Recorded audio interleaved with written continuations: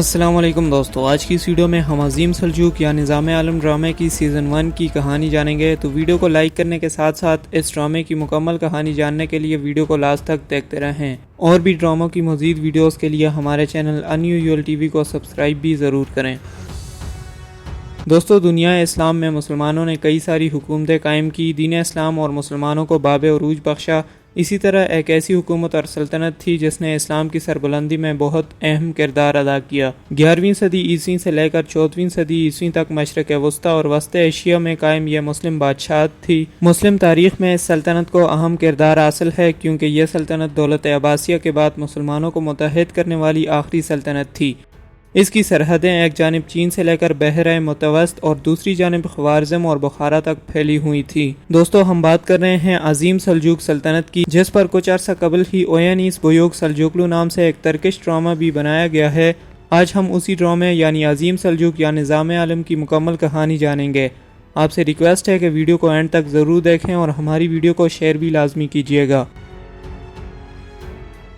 دوستو، اس ڈرامے عظیم سلجوق سیزن 1 کا آغاز ایک بڑی جنگ سے ہوتا ہے۔ جنگ کے ساتھ شروع ہی میں دکھایا جاتا ہے کہ سلجوقیوں نے سلطنت بنانے اور اسلام کی دشمنوں سے حفاظت کرنے کے لیے بہت سی جنگیں لڑی تھیں، جن کی وجہ سے مسلمان اللہ کی مدد سے فتح یاب ہوئے۔ اس جنگ میں سلطان الپ ارسلان اپنی فوج کی قیادت کر رہے ہیں، جبکہ مقابلے میں صلیبیوں کی خطرناک اور بڑی فوج ہوتی ہے۔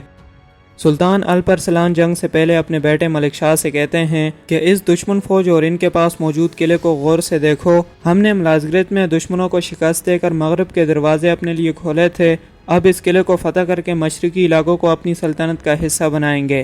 میں ایک دن اس سلطنت کو جو بہت سے شہداء کے خون سے حاصل کی گئی ہے چھوڑ کر چلا جاؤں گا، اور میرا یہ فرمان ہے کہ تم سلطنت کی وسعت میں اضافہ کرو، اس میں موجود لوگوں میں انصاف قائم کرو۔ سلطان الپ ارسلان سے یہاں ان کا بیٹا ملک شاہ کہتا ہے کہ میں آپ سے وعدہ کرتا ہوں کہ میں اس سلطنت کی حدود کو دنیا کے آخری کنارے تک لے کر جاؤں گا۔ اس کے بعد ایک بڑی جنگ کا آغاز ہوتا ہے جس میں سلطان الپ ارسلان، ملک شاہ، سلجوقی وزیر اور سپاہی خوب ڈٹ کر دشمن کا مقابلہ کرتے ہوئے کامیابی سمیٹتے ہیں۔ دوسری طرف بشولو خاتون، جو کہ ملک شاہ کی لونڈی تھی، کہ ہاں ایک بچہ پیدا ہوتا ہے۔ ملک شاہ تک اس کی خبر پہنچتی ہے تو وہ جنگ کے میدان سے سیدھا بشولو خاتون کے پاس جاتا ہے، مگر وہاں موجود مشہور سائنسدان اور ماہر فلکیات عمر ابن خیام بچہ ملک شاہ کے حوالے کرتا ہے اور اسے بتایا جاتا ہے کہ بشولو خاتون کا انتقال ہو چکا ہے۔ ملک شاہ کو اب بشولو خاتون کی قبر پر لایا جاتا ہے۔ ابھی ملک شاہ کا ایک غم کم نہ ہوا تھا کہ سلجوقی وزیر نظام الملک خبر لاتا ہے کہ آپ کے والد سلطان الپ ارسلان کو ایک قیدی نے حملہ کر کے شہید کر دیا ہے۔ اب آپ کے پاس دو راستے ہیں، یا تو آپ کو ریاست کو چھن کر سلطان بننا ہوگا یا پھر اپنے بیٹوں کو منتخب کر کے اسے اپنے ساتھ رکھنا ہوگا، کیونکہ اگر کسی کو معلوم ہوا کہ آپ کا بشولو خاتون سے دوسرا بیٹا بھی ہے تو آپ کے خاندان کے لوگ سلطنت کو آپ سے چھین لیں گے۔ اب ملک شاہ نہ چاہتے ہوئے بھی اپنا بیٹا حاجی نظام الملک کے حوالے کر دیتا ہے اور آئندہ سے اپنے بیٹے کو نہ دیکھنے کا عہد کرتا ہے۔ ملک شاہ کہتا ہے کہ میں اپنی سلطنت کا سلطان بنوں گا، اس ریاست کے دشمنوں کا خاتمہ کروں گا اور اپنے والد کے فرمان کے مطابق میں ریاست اور سلطنت کی وسعت میں اضافہ کروں گا۔ یہ کہہ کر سلطان ملک شاہ یہاں سے چلا جاتا ہے۔ حاجی نظام الملک نے ملک شاہ سے جھوٹ بولا ہوتا ہے کہ بشولو خاتون کا انتقال ہو گیا ہے، مگر دراصل وہ زندہ ہوتی ہے اور ایک درخت کے پیچھے چھپ کر یہ سارا منظر بھی دیکھ رہی ہوتی ہے۔ حاجی نظام الملک نے یہ سب کچھ اس لیے کیا تھا تاکہ ملک شاہ دوبارہ بشولو خاتون سے نہ ملیں، کیونکہ اس سے ان کے عہدے یعنی بادشاہت اور سلطنت کو خطرہ ہو سکتا تھا۔ ماضی میں بشولو خاتون کو سلجوقی محل سے جاسوس ہونے کا الزام لگا کر نکالا گیا تھا، مگر ملک شاہ سب سے چھپ کر بشولو خاتون سے ملتے رہتے تھے۔ خیر، اب ڈرامہ 18 سال آگے چلا جاتا ہے۔ سنجار باطنیوں کے قلعے میں ٹریننگ لیتے ہیں اور ساتھ ساتھ باطنیوں کے بارے میں معلومات بھی حاصل کرتے ہیں۔ سنجار کو جب اس بات کا پتہ چلتا ہے کہ باطنی لوگ جلد ہی سلطان ملک شاہ پر حملہ کرنے والے ہیں تو وہ باطنیوں کو مار کر اور ان کا قلعہ تباہ کر کے سلطان کی جان بچانے کے لیے اصفہان کی جانب چلا جاتا ہے۔ حاجی نظام الملک کی زیر تربیت رہنے والا ایک اور نوجوان ارسلانتش بھی سنجار کے ساتھ ہوتا ہے اور اس کی مدد بھی کرتا ہے۔ سنجار اپنے قبیلے کے دوستوں کو بھی ساتھ لیتا ہے اور سلطان کو بچانے یہ لوگ اب اصفہان پہنچ جاتے ہیں۔ اصفہان شہر میں موجود سلجوقی محل پر لوگوں کا ہجوم ہوتا ہے اور سلطان ملک شاہ ایک جنگ جیت کر آئے ہوتے ہیں۔ لوگ سلطان کو مبارکباد دیتے ہیں کہ اسی دوران باطنی جو چھپ کر مختلف مقامات پر حملہ کرنے کے لیے بیٹھے ہوتے ہیں اچانک حملہ کر دیتے ہیں۔ سلطان پر تیروں کی بارش ہوتی ہے مگر سلطان ملک شاہ کو نقصان نہیں پہنچتا۔ اسی دوران باطنیوں کا یہ حملہ سنجار اور اس کے دوست ناکام بنا دیتے ہیں اور باطنیوں کو مار کر سلطان کی جان بچا لیتے ہیں۔ سلطان کی جان بچانے میں سنجار کا اہم کردار ہوتا ہے۔ اسی لڑائی میں سنجار ایک خاتون جس کا نام تورنا خاتون ہے اس کی جان بھی باطنیوں سے بچاتا ہے۔ تورنا خاتون شرمزار شہر کے امیر التبر کی بیٹی ہوتی ہے اور وہ شفاخانے میں لوگوں کا علاج بھی کرتی ہے۔ حسن صبا بہت عرصے بعد اصفہان کے سلجوقی محل آتا ہے اور وہ بھی سلطان کی مدد کرتا ہے، مگر اصل میں یہ سب کیا درا حسن صبا کا ہی ہوتا ہے۔ سلطان ملک شاہ اس واقعے کے بعد حاجی نظام الملک سے کہہ کر سنجار سے ملتے ہیں اور سنجار سے اس کی معلومات لیتے ہیں کہ تم کون ہو، کس قبیلے سے اور تمہارا نام کیا ہے۔ حاجی نظام الملک نے سنجار کو بتا رکھا ہوتا ہے کہ سلطان ملک شاہ آپ کے والد ہیں، مگر ان کو کبھی بھی اس بات کا علم نہیں ہونا چاہیے ورنہ یہ سلطنت تباہ ہو جائے گی۔ سنجار سلطان ملک شاہ سے کہتا ہے کہ میرا نام سنجار ہے اور میں نظام الملک کا خاص جاسوس اور سپاہی ہوں۔ سلطان اس کی بہادری کی تعریف کرتے ہیں اور انعام کے طور پر اپنا ایک خاندانی گھوڑا سنجار کو دیا جاتا ہے۔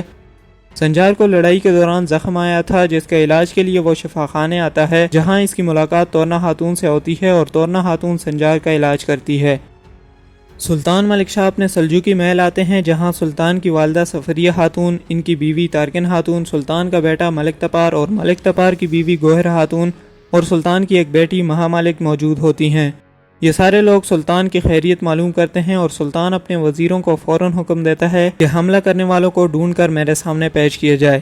سلطان کا ایک وزیر تاج الملک مشورہ دیتا ہے کہ ہم نے لاشوں کی چھان بین کر لی ہے اور حملاوروں کا شک اناطولیہ میں موجود سلجوقی قبیلے کے لوگوں پر جاتا ہے۔ وزیر نظام الملک امیر تاج الملک کی بات سے متفق نہیں ہوتے اور کہتے ہیں کہ یہ ہم ترکوں کو آپس میں لڑوانے کی دشمن کی چال ہے، مگر سلطان کہتے ہیں کہ ہمیں شک دور کرنے کے لیے آخری حد تک جانا ہوگا، اس لیے ملک تپار کی ذمہ داری لگائی جاتی ہے کہ وہ سنجار اور سلجوقی سپاہیوں کے ساتھ مل کر اناطولیہ جائیں اور قبیلے کی سربراہ خاتون جو کہ شہزادہ قلج ارسلان کی بہن ہیں ان کو یہاں لے کر آئیں۔ ہم ان سے اس واقعے کے متعلق پوری معلومات لیں گے۔ دوستو، قلج ارسلان کو سلطان ملک شاہ نے دشمنوں سے بچانے کے لیے خفیہ جگہ قید کر دیا تھا۔ قلج ارسلان کے والد کا نام سلیمان شاہ تھا جس کی ایک بیٹی بھی تھی اور وہی اب اس قبیلے کی سردار ہے۔ رات جنگل میں قیام کرنے کے بعد صبح ملک تپار اور سنجار اناطولیہ کے سلجوقی قبیلے پہنچ جاتے ہیں اور سرداران سے ایلچن خاتون کا مطالبہ کرتے ہیں کہ وہ ہمارے ساتھ سلجوقی محل جائے گی۔ سرداران اور قبیلے کے لوگ سلطان ملک شاہ سے نفرت کرتے ہیں کیونکہ انہیں لگتا ہے کہ سلطان ملک شاہ نے پہلے ان کے سردار سلیمان شاہ کو قتل کیا تھا، پھر ان کے بیٹے قلج ارسلان کو، اور اب وہ قلج ارسلان کی بہن ایلچن خاتون کو بھی قتل کرنا چاہتا ہے۔ یہ لوگ ملک تپار کو ایلچن خاتون حوالے کرنے سے انکار کر دیتے ہیں، مگر ایلچن خاتون اب خود آ کر اصفہان جانے کے لیے اور سلطان ملک شاہ کا سامنا کرنے کے لیے تیار ہو جاتی ہے۔ دوسری جانب حسن صبا باطنیوں کے سربراہ کے پاس آ کر بتاتا ہے کہ سلطان پر کیا گیا ہمارا حملہ ناکام ہو چکا ہے اور وہاں سنجار نامی جاسوس نے سلطان کی جان بچائی ہے۔ باطنی سربراہ حسن صبا کو حکم دیتا ہے کہ اب تمہیں سلجوقی محل میں اپنے قدم جمانے اور اپنا مقام سلطان کی نظر میں اونچا کرنا ہے۔ تمہیں اب سلطان کا خاص آدمی جس طرح نظام الملک ہے ویسا بننا ہوگا اور نظام الملک کی اہمیت کو سلطان کی نظر میں کم کرنا ہے۔ حسن صبا اب سے بھرپور کوششیں شروع کر دیتا ہے اور بالآخر سلطان کا اعتماد جیتنے میں کامیاب ہو جاتا ہے۔ کچھ وقت بعد سلطان حسن صبا کو اس کے کارناموں کے بدلے سفیروں کا سربراہ مقرر کر دیتا ہے اور حسن صبا چھپ چھپ کر سلطان کو نقصان پہنچا رہا ہوتا ہے۔ اناطولیہ کے قبیلے کے ساتھ ساتھ پورے سلجوقی سلطنت میں بھی باطنی پھیلے ہوئے ہوتے ہیں اور وقتاً فوقتاً مسلمانوں کو نقصان پہنچا رہے ہوتے ہیں۔ اسی طرح حاجی نظام الملک اور سلجوقی جاسوس بھی سلجوقی سلطنت اور اس کے آس پاس کی ریاستوں میں پھیلے ہوئے ہوتے ہیں جو کہ خبریں حاجی نظام الملک تک پہنچا رہے ہوتے ہیں۔ سنجار اور ملک تپار ایلچن خاتون کو سلطان کے پاس لے جا رہے ہوتے ہیں۔ اس دوران جنگل میں ان پر باطنی حملہ کر دیتے ہیں، مگر سنجار اور اس کے دوست دشمنوں کو ڈھیر کر دیتے ہیں اور پھر اپنا سفر آگے بڑھاتے ہیں۔ سنجار ایک باطنی جو کہ بھاگ رہا ہوتا ہے اس کے پیچھے جا کر اسے پکڑ کر سلطان کے سامنے پیش کرنے کے لیے جا رہا ہوتا ہے۔ ملک تپار ایلچن خاتون کو لے کر محل پہنچ جاتا ہے اور حسن صبا بھی ملک تپار کی بات سنتا ہے کہ سنجار ایک باطنی کو لے کر آنے والا ہے۔ حسن صبا فوراً جا کر یہ خبر باطنی سربراہ کو دیتا ہے اور باطنی سربراہ اپنے باطنیوں کو بھیج کر سنجار پر حملہ کروا دیتا ہے۔ سنجار تمام باطنیوں کو تو مار دیتا ہے، مگر اس دوران ایک باطنی اپنے ساتھی کو جو سنجار سلطان کے سامنے لے کر جا رہا تھا اسے مار دیتا ہے۔ یہاں سنجار غمگین ہو جاتا ہے کیونکہ باطنیوں نے اپنے ثبوت کو مٹا دیا تھا۔ باطنیوں کے بازنطینیوں سے بھی رابطے ہوتے ہیں اور بالکل باطنیوں کی طرح کوول قلعے کے بازنطینی بھی سلجوقی سلطنت کے دشمن ہوتے ہیں امن معاہدہ ہونے کے باوجود بھی وہ ترکوں کو نقصان دے رہے ہوتے ہیں۔ سنجار ابھی باطنیوں سے نمٹ کر آ ہی رہا ہوتا ہے کہ اب راستے میں باطنیوں کے سربراہ کے حکم پر چہرہ چھپائے بازنطینی سنجار کے سامنے آ جاتے ہیں۔ سنجار ان کا بھی بہادری سے مقابلہ کرتا ہے، مگر اس لڑائی میں کوول قلعے کے کمانڈر کے سگے بھائی کو بھی قتل کر دیتا ہے۔ اس قتل ہونے والے سپاہی کے بھائی کا نام کمانڈر یورگوس ہوتا ہے، اور وہ اب پوری تحقیقات کرنے کے بعد سنجار تک پہنچ جاتا ہے کہ اسی نے اس کے بھائی کو قتل کیا ہے۔ اب کمانڈر یورگوس سنجار کو اذیت سے مارنے اور بھائی کا بدلہ لینے کا عہد کرتا ہے۔ سلطان ملک شاہ بھی اکثر اپنی بیوی بشولو خاتون کی قبر پر آتا رہتا ہے۔ ایک دن سلطان حاجی نظام الملک سے کہتے ہیں کہ مجھے میرے بیٹے کی یاد ستا رہی ہے اور مجھے اسے دیکھنا ہے۔ نظام الملک جو کہ 18 برس سے اس راز کو دفن کیے ہوئے تھے، وہ سلطان کو بار بار منع کرتے ہیں کہ آپ کا یہ اقدام ریاست کو نقصان پہنچا سکتا ہے، مگر سلطان کے بار بار اصرار کرنے پر حاجی نظام الملک ایک دن سنجار اور سلطان ملک شاہ کو ایک خفیہ مقام پر لاتا ہے۔ حاجی نظام الملک سلطان کے سامنے ایک شرط رکھتے ہیں کہ آج اگر آپ نے اپنا بیٹا دیکھ لیا تو پھر میں اپنا عہدہ چھوڑ دوں گا۔ آپ کا بیٹا اس سامنے دروازے کے پیچھے ہے، اب یہ آپ پر ہے کہ آپ اپنا بیٹا دیکھتے ہیں یا سلطنت کی حفاظت کرتے ہیں۔ حاجی نظام الملک باہر آ جاتے ہیں اور کچھ وقت بعد سلطان دروازے کے قریب جا کر واپس پلٹ جاتے ہیں اور نظام الملک کے پاس آ کر کہتے ہیں کہ میں نے برسوں پہلے کی طرح دوبارہ آپ کی بات مان کر سلطنت کو چننے کا فیصلہ کر لیا ہے۔ آپ اپنا عہدہ جاری رکھیں گے اور سلطنت کی ویسے ہی حفاظت کریں گے جیسے پہلے کرتے آئے ہیں۔ اس کے بعد ایلچن خاتون کو سلطان کے سامنے پیش کیا جاتا ہے، جہاں ایلچن خاتون بے قصور ثابت ہوتی ہے اور سلطان فیصلہ سناتے ہوئے کہتے ہیں کہ ایلچن خاتون اگرچہ بے قصور ہیں، مگر وہ اناطولیہ کے دشمنوں کا معاملہ حل ہونے تک سلجوقی محل ہی میں رہیں گی۔ ایلچن خاتون کا سفریہ خاتون استقبال کرتی ہے اور محل میں آنے پر خوش ہوتی ہے، جبکہ سلطان ملک شاہ کی بیوی تارکن خاتون سلطان کے فیصلے سے بالکل بھی خوش نہیں ہوتی اور وہ اکثر ایلچن خاتون کو دھمکاتی رہتی ہے کہ یہ محل سلطان ملک شاہ کا اور میرا ہے، یہاں سب کچھ میری مرضی سے ہوگا۔ سفریہ خاتون کی ایلچن خاتون کے لیے محبت اور رحم دلی دیکھ کر تارکن خاتون سفریہ خاتون کو زہر سے بیمار کروا کر خود محل کی سربراہ خاتون بن جاتی ہیں اور اب وہ محل کی خواتین کو اپنے طور پر حکم جاری کرتی رہتی ہے۔ سنجار بھی خفیہ جگہوں پر نظام الملک سے ملاقات کرتا ہے اور نظام الملک سلطنت کے معاملات سے سنجار کو آگاہ رکھتے ہیں۔ سنجار اب اپنے قبیلے جاتا ہے جس کا نام کنگ قبیلہ ہوتا ہے۔ اس قبیلے کے سردار کا نام کورکت بے ہوتا ہے اور وہ ایک رحمدل اور سب کے پسندیدہ سردار ہوتے ہیں۔ اس سردار کی بیٹی کا نام گلپری ہوتا ہے اور وہ سنجار سے محبت کرتی ہے۔ اب سنجار قبیلہ میں اپنی ماں بشولہ خاتون سے ملتا ہے اور سلطان کے ساتھ پیش آنے والے واقعے اور اصفہان میں ہونے والے واقعات کے بارے میں اپنی والدہ کو بتاتا ہے۔ تارکن خاتون کو ایلچن خاتون کے کمرے سے ایک خط ملتا ہے جس میں ایلچن خاتون کے بھائی قلعہ ارسلان کو سلطان کی قید سے آزاد کرنے کی بات ہوتی ہے۔ سلطان ملک شاہ، ملک تپار اور ایلچن خاتون اس وقت شکار کی غرض سے دوسرے علاقے میں ہوتے ہیں اور تارکن خاتون فوراً اپنی بیٹی مہا ملک کے ساتھ مل کر سلطان کو یہ خط دکھانے جا رہی ہوتی ہے کہ راستے میں گھوڑا گاڑی گر جاتی ہے اور یہ دونوں ماں بیٹی بری طرح سے زخمی ہو جاتی ہیں اور وہ خط بھی ان سے گم ہو جاتا ہے۔ اناطولیہ کا سردار ابوالقاسم سلطان کے پاس جا رہا ہوتا ہے۔ راستے میں وہ اپنے سپاہیوں کو حکم دیتا ہے کہ ان زخمی خواتین کو فوراً محل لے کر جاؤ اور آ کر سلطان کو بھی خبر دیتا ہے کہ راستے میں آپ کی بیوی اور بیٹی زخمی تھیں اور میں نے انہیں محل لے جانے کا سپاہیوں سے کہہ دیا ہے۔ یہ سن کر سلطان ملک شاہ حیران ہو جاتا ہے اور فوراً محل جانے کے لیے روانہ ہو جاتا ہے۔ تارکن خاتون چونکہ ماں بننے والی تھی، اس حادثے کی وجہ سے وہ اپنا بچہ کھو دیتی ہیں۔ سفریہ خاتون تارکن خاتون کو ہی قصوروار ٹھہراتی ہے کہ محل سے چھپ کر جانے کی کیا ضرورت تھی۔ سلطان بھی اب جاتا ہے اور تارکن خاتون کی حالت دیکھ کر دکھی ہوتا ہے۔ تارکن خاتون یہاں سلطان کو یہ بتانے کی پوری کوشش کرتی ہے کہ وہ ایلچن خاتون آپ کو نقصان پہنچا رہی ہے، مگر سلطان کہتا ہے کہ یہ آپ کا وہم ہے اور ایلچن خاتون کے بارے میں سوچنا چھوڑ دیں۔ تارکن خاتون اب اپنا بچہ کھو دینے کا ذمہ دار بھی ایلچن خاتون کو سمجھنے لگتی ہے اور دوبارہ ایلچن خاتون کے خلاف منصوبہ بندیاں بنانے لگتی ہیں اور بالآخر ایلچن خاتون کو محل سے نکال کر اناطولیہ واپس بھجوا دیتی ہے۔ اس دوران سلطان ملک شاہ کو علم ہوتا ہے کہ ایلچن خاتون کے خلاف تارکن خاتون نے چال چل کر اس کو محل سے نکلوا دیا ہے، مگر تارکن خاتون اور وزیر تاج الملک ساتھ مل کر اپنے پر لگایا گیا یہ الزام مٹا دیتے ہیں اور تارکن خود کو بے قصور ثابت کروا دیتی ہے، مگر تارکن خاتون کی نااہلی دیکھ کر سلطان ملک شاہ اس کو محل کی سربراہ خاتون والے عہدے سے ہٹا دیتا ہے۔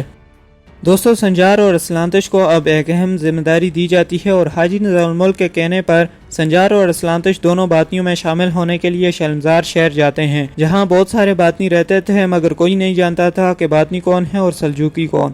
سنجار اور اسلانتش کو باطنی لوگ اپنے ساتھ لے جاتے ہیں اور کئی مشکل امتحانات میں یہ دونوں کامیاب ہونے کے بعد بالآخر باطنی بن جاتے ہیں اور باطنیوں پر نظر رکھنا شروع کر دیتے ہیں۔ باطنی سنجار کو اور اسلانتش کو بڑی مشکل ذمہ داریاں اور کام دیتے ہیں جو کہ سنجار اور اسلانتش کامیابی سے کرتے چلے جاتے ہیں۔ ان کا واحد مقصد باطنی سربراہ تک پہنچنا ہوتا ہے۔ ایک موقع پر باطنی سربراہ کو بتایا جاتا ہے کہ اصفہان میں مدرسے کا نیا امام آیا ہے جو کہ لوگوں کو اسلام کی اور حق کی دعوت دے رہا ہے۔ اس کے منہ سے نکلنے والا ہر جملہ لوگوں پر اثر چھوڑتا ہے اور لوگ بڑی تعداد میں اس کی دعوت قبول کر رہے ہیں۔ باطنی سربراہ خود بھی جا کر اس امام سے ملتے ہیں اور اپنے باطنیوں کو پھر حکم دیا جاتا ہے کہ اس امام کو جلد ختم کیا جائے ورنہ وہ ہمیں اور ہمارے لوگوں کو تباہ کر دے گا، اس کی وجہ سے ہمارے باطنیوں کو خطرہ ہے۔ یہ سن کر باطنی سربراہ کا خاص آدمی بہرام، جس نے سنجار اور اسلانتش کو باطنیوں میں شامل کروایا تھا، وہ اب سنجار کی ذمہ داری لگاتا ہے کہ تمہیں امام غزالی کو جان سے مارنا ہوگا، اور اگر تم ایسا نہیں کرو گے تو تمہارا دوست اسلانتش ہمارے پاس ہوگا، ہم اسے مار دیں گے اور ہمارے باطنی بھی تمہارے ساتھ ہوں گے، وہ تمہیں مار دیں گے۔ سنجار ایک جاسوس کے ذریعے یہ خبر نظام الملک کو پہنچاتا ہے اور نظام الملک منصوبے کے تحت امام غزالی کو انتظامات کرنے کے بعد سنجار کے سامنے لاتے ہیں۔ سنجار نہ چاہتے ہوئے بھی ابو حامد غزالی پر تیر چلا دیتا ہے اور تمام لوگ سمجھتے ہیں کہ ابو حامد حملے کے دوران شہید ہو چکے ہیں۔ یہ سارا منظر دور سے حسن صبا بھی دیکھ رہا ہوتا ہے۔ خیر باطنی سنجار کے اس اقدام سے بہت خوش ہوتے ہیں۔ سنجار بھی باطنیوں کی باتیں اس لیے مان رہا ہوتا ہے تاکہ باطنی سربراہ سے اس کی ملاقات ہو اور وہ باطنی سربراہ کو دیکھ اور پہچان لے کہ وہ کون ہے۔ اس واقعے کے بعد سنجار کی ملاقات باطنی سربراہ سے طے کر دی جاتی ہے، مگر دوسری طرف حسن صبا کو شک ہوتا ہے کہ امام غزالی کی موت کو سب لوگوں سے چھپایا جا رہا ہے۔ وہ تحقیقات کرتا ہے اور اپنے سربراہ کے پاس آ کر اجازت بھی لیتا ہے کہ لگ رہا ہے کہ امام غزالی زندہ ہے اور مجھے اسے ڈھونڈنے کے لیے عمر خیام کے گھر کو جلانا ہوگا تاکہ میرا شک دور ہو جائے کہ وہ زندہ ہے یا نہیں۔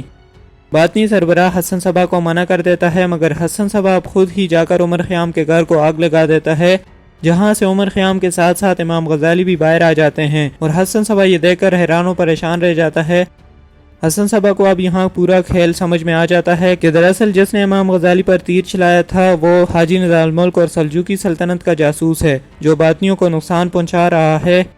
ایک طرف یہ حالات ہوتے ہیں جبکہ دوسری طرف کمانڈر یورگوس، جس کا بھائی سنجار نے مار دیا تھا، وہ اپنی تحقیقات مکمل کر لیتا ہے اور کنیک قبیلے آ کر سنجار کے بارے میں معلومات لیتا ہے اور پھر یہاں سے چلا جاتا ہے۔ اب بہرام سنجار اور اسلانتش کو باطنی سربراہ کے پاس خفیہ جگہ لے کر آتا ہے، مگر حسن صبا پہلے ہی ساری بات کہ امام غزالی پر جس نے تیر چلایا تھا وہ غدار ہے، یہ بات باطنی سربراہ کو بتا دیتا ہے، اور بہرام سے اب باطنی سربراہ اور حسن صبا کہتے ہیں کہ اب باہر جا کر ان دونوں کو مار دو، وہ ہمارے درمیان موجود سلجوقی جاسوس ہے۔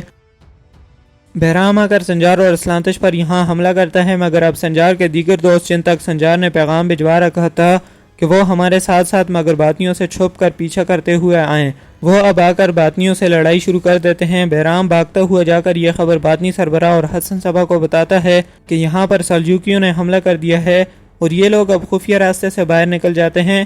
سنجار بھی ایک راستے سے باطنیوں کا مقابلہ کرتے ہوئے باہر آ جاتا ہے اور بہرام کا پیچھے شروع کر دیتا ہے، جبکہ ملک تبار بھی سلجوقی سپاہیوں سمیت آ کر باطنیوں کا خاتمہ شروع کر دیتے ہیں۔ باطنی سربراہ اور حسن صبا جاتے جاتے اپنا یہ ٹھکانہ بھی تباہ کر دیتے ہیں تاکہ ان کی خفیہ معلومات سلجوقیوں کے ہاتھ نہ لگ جائیں۔ اب ملک تبار سنجار کے دوست اور سلجوقی سپاہی سنجار کو ڈھونڈنے لگ جاتے ہیں۔ سنجار بالآخر ایک پہاڑی پر بہرام کو پکڑ لیتا ہے اور اس سے مقدس امانتوں والا صندوق لے لیتا ہے۔ اتنے میں کمانڈر یورگوس آ کر سنجار پر پوری طرح سے حملہ کرتا ہے اور سنجار کو زخمی کرنے کے بعد پہاڑ سے نیچے گرا دیتا ہے۔ کمانڈر یورگوس مقدس امانتوں والا صندوق لے کر کوول قلعے جاتا ہے۔ کوول قلعے کا گورنر کمانڈر اینڈریاس ہوتا ہے اور وہ پہلے ہی سلطان ملک شاہ کی نظر میں ہوتا ہے کہ یہ سلجوقی ریاست کو نقصان دے رہا ہے۔ کمانڈر یورگوس سے خوش ہونے کے بجائے کمانڈر اینڈریاس فوراً یہ مقدس امانتیں قسطنطنیہ لے جانے کا حکم دیتا ہے۔ ادھر سنجار کو ہر کوئی ڈھونڈ رہا ہوتا ہے اور کنی قبیلے میں بھی یہ خبر پہنچتی ہے کہ سنجار غائب ہے اور ہو سکتا ہے دشمنوں نے اسے مار دیا ہو۔ سنجار کی والدہ بشولہ خاتون حاجی نظام الملک سے لڑتی ہے کہ آپ کیسے میرے بیٹے کی حفاظت کر رہے ہیں، وہ دشمنوں کے خلاف اور اس ریاست کے لیے اپنی جان داؤں پر لگا کر دن رات کام کر رہا ہے اور آپ سے اس کی حفاظت نہیں ہو رہی۔ اگر میرا بیٹا نہ ملا یا اسے کچھ ہوا تو میں اپنا برسوں سے چھپائے ہوا راز سب کو بتاؤں گی۔ تورنا خاتون جو کہ سنجار سے محبت کرتی تھی وہ بھی سنجار کے غائب ہونے پر افسردہ ہوتی ہے۔ سلجوقی محل سے سلطان ملک شاہ اور نظام الملک بھی سنجار کی تلاش میں نکل جاتے ہیں۔ تقریباً 2 دن بعد شیخ یوسف ہمدانی جنگل کے راستے اپنے مریدوں کے ساتھ جا رہے ہوتے ہیں کہ انہیں سنجار ایک دریا کے کنارے پڑا نظر آتا ہے۔ شیخ ہمدانی سنجار کو ایک محفوظ مقام پر لے جا کر علاج کرتے ہیں اور اللہ سے شفایابی کی دعا کرتے ہیں۔ ملک تپار سلطان اور حاجی نظام الملک بھی سنجار کو تلاش کرتے کرتے یہاں تک پہنچ جاتے ہیں اور شیخ ہمدانی سے سنجار کی طبیعت کے بارے میں پوچھتے ہیں۔ سنجار کو یہاں تھوڑا سا ہوش آتا ہے، مگر زخموں کے درد کی وجہ سے وہ دوبارہ بے ہوش ہو جاتا ہے۔ یہاں سب اللہ کا شکر ادا کرتے ہیں کہ سنجار مل گیا ہے اور وہ اب ٹھیک ہے۔ سلطان ملک شاہ اور حاجی نظام الملک شیخ یوسف ہمدانی کا سنجار کا علاج کرنے پر شکریہ ادا کرتے ہیں۔ سلطان کہتا ہے کہ سنجار کو اب اس کے قبیلے لے جایا جائے گا تو میں اس کے ساتھ جاؤں گا اور اس کو اس کی ماں کے حوالے کر کے آؤں گا۔ یہ سن کر حاجی نظام الملک سلطان کو کنے قبیلے جانے سے منع کرتے ہیں، مگر سلطان کہتا ہے کہ یہ میرا خاص سپاہی ہے جس نے سلطنت کی حفاظت اور مقدس امانتوں کو حاصل کرنے کے لیے اپنی جان کو خطرے میں ڈالا ہے، اس لیے میں اس کے ساتھ جاؤں گا اور اسے اس کی ماں کے حوالے کر کے آؤں گا۔ مگر نظام الملک راستے میں اپنی ایک ترکیب سے سلطان کو واپس سلجوقی محل بھجوا دیتے ہیں۔ ملک تپار اب سنجار کے ساتھ ہی کنے قبیلے آ جاتا ہے اور ملک تپار سنجار کو اس کی ماں باشولہ خاتون کے حوالے کرتا ہے اور اپنے بارے میں بھی بتاتا ہے کہ میں ملک تپار ہوں۔ یہ سن کر باشولہ خاتون ملک تپار کو گلے لگاتی ہے کیونکہ یہ بھی باشولہ خاتون کا ہی بڑا بیٹا ہے، مگر باشولہ خاتون ملک تپار کو نہیں بتاتی کہ وہ اس کی ماں ہے۔ کمانڈر یورگوس شرمزار کے امیر التبر کے پاس تجارتی معاہدہ کرنے آتا ہے جہاں اس کو امیر کی بیٹی تورنا خاتون پسند آ جاتی ہے، مگر تورنا خاتون اس سے کہتی ہے کہ مجھے کوئی اور پسند ہے اور وہ بھی مجھ سے محبت کرتا ہے۔ تورنا خاتون تک بھی سنجار کی خبر پہنچتی ہے اور وہ بھی سنجار کی مدد اور علاج کرنے کے لیے کنے قبیلے آ جاتی ہے۔ یورگوس تورنا خاتون کا پیچھا کرتے ہوئے یہاں آتا ہے اور اسے معلوم ہوتا ہے کہ تورنا خاتون سنجار سے محبت کرتی ہے۔ یورگوس اب کہتا ہے کہ پہلے تو سنجار بچ گیا تھا مگر اس مرتبہ وہ مجھ سے بچ کر نہیں جائے گا۔ تورنا خاتون سنجار کا علاج کرتی ہے اور دوا ختم ہونے کے بعد جنگل سے جڑی بوٹیاں جمع کرنے تورنا خاتون چلی جاتی ہے، جہاں سے تورنا خاتون کو یورگوس بے ہوش کرنے کے بعد اغوا کر کے اپنے ساتھ لے جاتا ہے۔ یہ سارا منظر کورکت بے کی بیٹی گلپری دیکھ لیتی ہے اور بھاگتی ہوئی آ کر سنجار اور باشولہ خاتون کو بتاتی ہے۔ سنجار زخمی حالت میں ہی یورگوس سے بدلہ لینے اور تورنا خاتون کو بچانے جا رہا ہوتا ہے۔ سب لوگ سنجار کو منع کرتے ہیں مگر وہ اپنے خیمے سے باہر نکل آتا ہے۔ اپنی بیٹی کو شفاخانے اور حویلی میں موجود نہ پا کر امیر التبر تورنا خاتون کی سہیلی سے تورنا خاتون کا پوچھنے کے بعد سیدھا کنے قبیلے آ جاتا ہے اور سنجار پر غصہ کرتا ہے کہ تمہاری وجہ سے میری بیٹی لاپتہ ہے۔ سنجار کہتا ہے کہ وہ یہاں آئی تھی اور میرا علاج کر کے واپس چلی گئی ہے، مگر اطلاع ملی ہے کہ اسے ایک عیسائی کمانڈر نے اغوا کر لیا ہے۔ سنجار اور اس کے دوست اب کمانڈر یورگوس کی تلاش میں نکل جاتے ہیں۔ سلطان ملک شاہ اپنے بیٹے ملک تپار کو مقدس امانتوں کی تلاش کے لیے بھیجتے ہیں اور راستے میں اناتولیہ کا وزیر ابوالقاسم کوول قلعے کے کمانڈر اندریاس کے ساتھ مل کر ملک تپار اور ایلچن خاتون پر حملہ کروا دیتا ہے۔ ابوالقاسم اور کوول قلعے کے سپاہی ملک تپار اور ایلچن خاتون کے سپاہیوں کو شہید کر کے انہیں گھیر لیتے ہیں، مگر سلطان تک بر وقت ابوالقاسم اور کمانڈر اندریاس کے حملے کی خبر پہنچ جاتی ہے اور وہ خود سپاہیوں سمیت آگر اپنے بیٹے ملک تپار اور ایلچن خاتون کو بچا لیتے ہیں، جبکہ کمانڈر اندریاس اور ابوالقاسم بھاگ جاتے ہیں۔ دوسری جانب حسن صبا باطنی سربراہ کو اس کی گئی غلطیاں یاد دلاتا ہے اور اسے نااہل قرار دے کر قتل کر دیتا ہے۔ حسن صبا اپنے آپ کو باطنیوں کا نیا سربراہ مقرر کر دیتا ہے اور تمام باطنیوں سے خطاب کرتے ہوئے اپنے آگے کا منصوبہ ان کو بتاتا ہے۔ حسن صبا اپنے آپ کو عظیم سیدنا کہلوانا پسند کرتا ہے اور اس کے نئے منصوبوں میں باطنیوں کو سلجوکیوں کے درمیان دوبارہ سے شامل کر کے ان کے دین یعنی دین اسلام کو نقصان پہنچانا ہوتا ہے۔ حسن صبا اپنے باطنیوں سے کہتا ہے کہ ہم آہستہ آہستہ سلجوکیوں سے بدلہ لیں گے اور ان کو ختم کر کے اپنی الگ ریاست بنائیں گے۔ حسن صبا باطنیوں کی تعداد میں اضافہ کر دیتا ہے اور انہیں پوری سلطنت میں پھیلا کر فساد مچانے کا حکم دیا جاتا ہے۔ حسن صبا کے ساتھ 3 بڑے باطنی ہوتے ہیں، ایک بہرام، دوسرا رستم اور تیسرا حسن صبا کے ساتھ ہر وقت رہنے والا صادق نامی باطنی ہوتا ہے۔ حسن صبا خود بھی محل میں کاروائیاں تیز کر دیتا ہے اور حاجی نظام الملک کے خفیہ کمرے سے اہم دستاویزات چرا لیتا ہے۔ حسن صبا کو ان دستاویزات سے حاجی نظام الملک کے اہم جاسوسوں کے نام ملتے ہیں، مگر ان میں سنجار کا نام موجود نہیں ہوتا۔ حسن صبا کو پتہ چلتا ہے کہ ارسلانتش بھی حاجی نظام الملک کا اہم جاسوس ہے جس کی تربیت خود حاجی صاحب نے کی ہے، اور یہ وہی بچہ ہے جس کے باپ ابراہیم کو باطنیوں اور خاص کر بہرام نے مار دیا تھا اور اس کے بھائی رستم اور ماں کو اغوا کر لیا گیا تھا۔ یہ ساری کہانی ارسلانتش سنجار اور اپنے دوستوں کو بھی سناتا ہے اور سنجار ارسلانتش سے وعدہ کرتا ہے کہ ایک مرتبہ مقدس امانتیں مل جائیں پھر ہم مل کر آپ کے بھائی اور ماں کو تلاش کریں گے۔ حسن صبا اب ایک چال چلتا ہے اور 2 بہترین دوستوں یعنی ارسلانتش اور سنجار کو دشمن بنا دیا جاتا ہے۔ اسلانتش تک ایک اہم جگہ کی معلومات بھیجی جاتی ہے اور بتایا جاتا ہے کہ اگر اپنے بھائی اور ماں کو دیکھنا ہے تو یہاں اس جگہ پر فوراً آ جاؤ۔ اسلانتش اکیلا ایک جگہ جاتا ہے جہاں بہرام اسے قیدی بنا کر بتاتا ہے کہ رستم ہی تمہارا بچپن میں کھویا ہوا بھائی ہے اور یہ سب تم لوگوں کے ساتھ بچپن میں نظام الملک نے کیا تھا اور تمہارے والد ابراہیم کو بھی اسی نے قتل کیا ہے۔ پہلے تو ارسلانتش یقین نہیں کرتا مگر پھر وہ یہاں سے نکل کر سنجار کے پیچھے چلا جاتا ہے جہاں سنجار رستم کو پکڑ کر مارنے والا ہوتا ہے، مگر ارسلانتش تیر کے وار سے سنجار کو زخمی کر کے گرا دیتا ہے، مگر رستم بھاگ جاتا ہے۔ رستم کو ارسلانتش پکڑ لیتا ہے اور سنجار کو اس کے دیگر دوست شفاخانے علاج کے لیے لے جاتے ہیں۔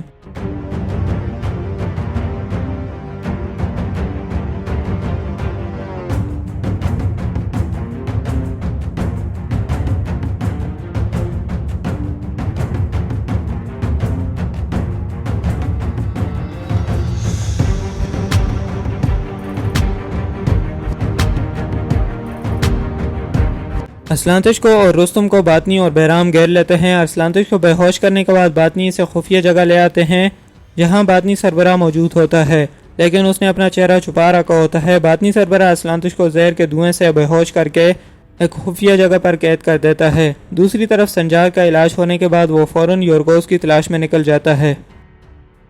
اس دوران سنجار اپنے ساتھ عیسائیوں کے سفیر دوکاس کو بھی لے جاتا ہے اور جنگل میں یورگوس اور اس کے سپاہیوں سے کئی بار آمنا سامنا ہونے پر بھی یورگوس بچ کر نکل جاتا ہے۔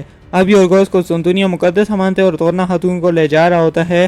این موقع پر سنجار اور اس کے دوست پہنچ کر تورنا خاتون کو یورگوس سے آزاد کروا کر یورگوس کے سپاہیوں کو مار دیتے ہیں، مگر تورنا خاتون کو باطنی رستم تیر مار کر بے ہوش کر دیتا ہے۔ اس لڑائی کے دوران ہی باطنی رستم تورنا خاتون کے ساتھ ساتھ عیسائی سفیر شابندر دوکاس کو بھی تیر سے قتل کر دیتا ہے۔ سنجار کے دوست تورنا خاتون کو شرمزار کے شفاخانے لے جاتے ہیں جبکہ سنجار یورگوس کے پیچھے چلا جاتا ہے۔ سنجار ایک جنگل میں یورگوس کو پکڑ لیتا ہے اور لڑائی میں سنجار یورگوس کو زخمی کرنے کے بعد اس کی گردن کاٹ دیتا ہے۔ سنجار اسے مقدس امانتیں لے کر واپس روانہ ہو جاتا ہے۔ باطنی سربراہ حسن صبا کے حکم پر رستم شابندر دوکاس کی بیوی کو بھی قتل کر دیتا ہے۔ ادھر ارسلانتش کو ہوش آنے کے بعد اس کی ملاقات والدہ سے کروائی جاتی ہے۔ ارسلانتش کی والدہ کو بھی باطنیوں نے خاص قسم کا زہر دے دے کر باطنی بنا دیا تھا اور وہ ارسلانتش سے کہتی ہے کہ سلجوقی ہماری دشمن ہے، تمہارے والد کو بھی نظام الملک نے مارا تھا اور باطنی لوگ بہت اچھے ہیں جنہوں نے ہماری جان بچائی تھی۔ والدہ کی باتیں سن کر ارسلانتش اب نظام الملک اور سلجوقیوں کے اور بھی خلاف ہو جاتا ہے۔ نئے باطنی سربراہ حسن صبا کو ڈھونڈنے سلجوقی سپاہی اور نظام الملک اپنی پوری کوشش کرتے ہیں کہ وہ مل جائے، مگر ایک موقع پر جب حاجی نظام الملک باطنی سربراہ کو ڈھونڈتے ہوئے ایک جنگل آتے ہیں تو باطنی سربراہ حسن صبا اپنا لباس اور ماسک ارسلانتش کو پہنا کر نظام الملک کے پاس بھیج دیتا ہے۔ نظام الملک کے قریب آنے پر ارسلانتش اپنا ماسک ہٹاتا ہے اور ماسک کے پیچھے چہرہ دیکھ کر سب لوگ حیران رہ جاتے ہیں۔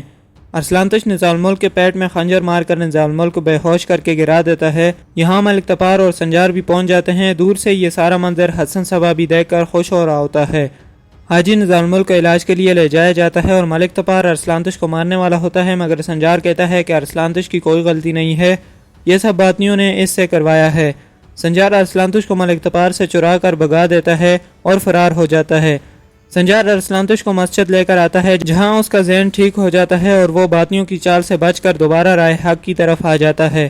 ارسلانتش کو افسوس ہوتا ہے کہ میں نے حاجی نظام الملک اور سنجار کے ساتھ بالکل بھی اچھا نہیں کیا اور سنجار اسے مسجد میں ہی رہنے کا حکم دیتا ہے تاکہ سلجوقی سپاہی ارسلانتش تک نہ پہنچ سکیں۔ دوسری طرف امام ابو حامد الغزالی بھی باطنیوں کی تعلیمات پڑھ کر پھر ان کو دعوت دیتے ہیں اور نظامی مدرسہ میں امام کے طور پر فرائض بھی سر انجام دے رہے ہوتے ہیں۔ سنجار کے محل پہنچنے سے پہلے ہی محل میں عیسائی رہنما آ کر سلطان سے مطالبہ کرتے ہیں کہ سنجار نامی سلجوقی نے آپ کی ریاست میں ہمارے سفیر کو قتل کیا ہے اور ہمیں اس کا بدلہ اور سلجوقی ریاست سے انصاف چاہیے۔ سلطان انہیں انصاف کی مکمل یقین دہانی کراتے ہیں۔ سنجار کے محل پہنچنے پر سلطان اور باقی لوگ اس کو مبارکباد دیتے ہیں کہ آپ کی وجہ سے مقدس امانتیں ہمارے پاس ہیں، مگر ساتھ ہی ساتھ سلطان حکم دیتے ہیں کہ سنجار کو شابندر دوکاس کے قتل کے جرم میں گرفتار کر لیا جائے اور جلد ہی اس بات کا فیصلہ کیا جائے گا کہ یہ قتل سنجار نے کیا ہے یا نہیں۔ جب سنجار کو قید کرنے کی خبر بشولہ خاتون تک پہنچتی ہے تو وہ دوبارہ نظام الملک سے ملاقات کرتی ہے اور بتاتی ہے کہ آپ پھر سے میرے بیٹے کی حفاظت کرنے میں ناکام رہے ہیں۔ اگر میرے بیٹے کو سزائے موت سنائی جاتی ہے تو کون اس کا ذمہ دار ہوگا؟ اس لیے میں خود بھی عدالت میں آؤں گی، اور اگر جو میں نے کہا ہے وہ ہوتا ہے تو میں سلطان کو بتاؤں گی کہ سنجار اس کا بیٹا ہے۔ اب دوستو اگلے دن عدالت لگتی ہے، جہاں محل کے تمام لوگوں کے علاوہ بشولہ خاتون اور تورنا خاتون بھی موجود ہوتی ہیں۔ عدالت کا قاضی ابو حامد الغزالی کو بنایا جاتا ہے، اور عدالت میں کافی بحث و تکرار کے بعد سنجار کو مجرم قرار دے کر موت کی سزا سنا دی جاتی ہے۔ اس دوران بشولہ خاتون اپنے چہرے سے نقاب ہٹانے والی ہوتی ہے کہ حاجی نظام الملک عیسائی سفیر جسے قتل کیا گیا تھا اس کے بیٹے کو لے آتے ہیں۔ وہ بیٹا سنجار کے حق میں ہوتا ہے اور کہتا ہے کہ یہ میرے بابا کے دوست ہیں۔ اس کے بعد ایک ایک کر کے حاجی نظام الملک ثبوت قاضی ابو حامد کو دیتے ہیں، اور بالآخر سنجار کو بے قصور قرار دے دیا جاتا ہے، اور بڑے مجمع میں باطنی رستم کا نام سامنے آ جاتا ہے کہ اس نے عیسائی سفیر دوکاس کا قتل کیا ہے۔ یہ دیکھ کر حسن صبا کے ہوش اڑ جاتے ہیں، اور عدالت ختم ہونے کے فوراً بعد وہ جا کر رستم سے چھپنے کا کہتا ہے۔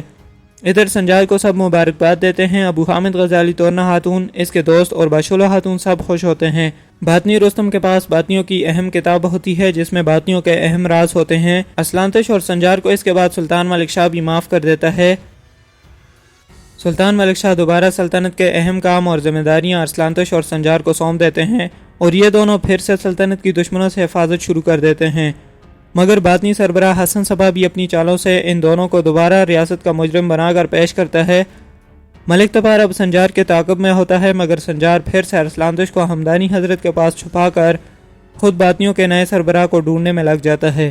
اس دوران سنجار کئی سلجوقی سپاہیوں اور ملک تبار سے بچتے بچاتے شرمزار میں موجود باطنیوں کے خفیہ جگہ جسے وہ دارالحجر کہتے تھے وہاں پہنچ جاتا ہے، مگر ساتھ ہی ساتھ باطنی سربراہ کے حکم پر رستم اپنی والدہ کو خنجر مار کر قتل کر دیتا ہے اور یہاں سے بھاگ جاتا ہے۔ اسلانتش کو اس کی دوست اس کی والدہ کی لاش دکھاتے ہیں اور بتاتے ہیں کہ رستم نے آپ کی والدہ کو مارا ہے۔